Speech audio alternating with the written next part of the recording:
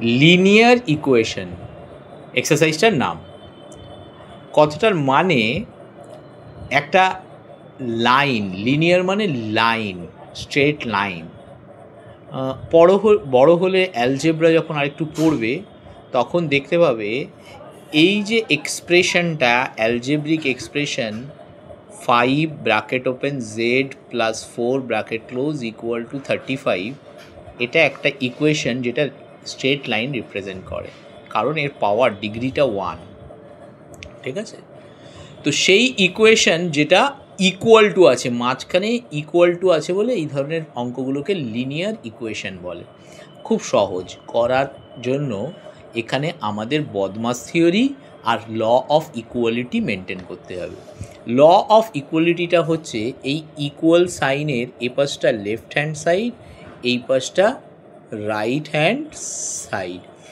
এর অপারেশনগুলো, এ পাশে কোনো অপারেশন অ্যাডিশনে থাকলে ওপাশে সাবস্ট্রাকশন হয়, এ পাশে সাবস্ট্রাকশন থাকলে ওপাশে অ্যাডিশন হয়, এ পাশে মাল্টিপ্লিকেশনে থাকলে ওপাশে ডিভিশনে হয়, আর ডিভিশনে থাকলে মাল্টিপ্লিকেশনে হয়। এই অপারেশন থিওরি ফান্ডামেন্টাল যে ম্যাথামেটিক্যাল চারটে operation, addition, subtraction, multiplication, division, সেই চারটে এইভাবে করা হয়।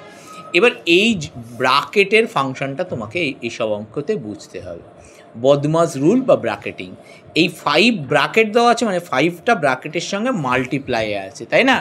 তাহলে এটা মাল্টিপ্লাই করে নর্মাল আমি যদি ওপেন করে দিই তাহলে 5 ইন্টু জেড 5z প্লাস 4 5 যা 20 ইকুয়াল টু 35। এবার ইকুয়েশনের নিয়ম হচ্ছে যার ভ্যালু সেই তার সাইনটা তার সামনে থাকে, মানে এই 5z এর ভ্যালু হচ্ছে পজিটিভ, কোনো সাইন নেই মানে পজিটিভ, এই 20-র ভ্যালু হচ্ছে 10, এই 35 সেটাও পজিটিভ, 20 যে ভ্যালু সেটাও পজিটিভ, এটাও পজিটিভ। তাহলে আমাকে জেড বার করতে হবে, তাহলে এই 5z 20টা আমি ওপাশে নিয়ে যাই, তাহলে 35 মাইনাস 20 হলো। তাহলে জেড কত হবে?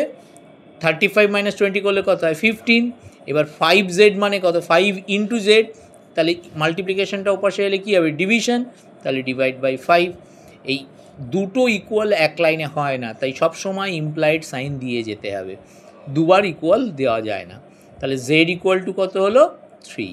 এটা হলো এই লিনিয়ার ইকুয়েশন করার কাজ।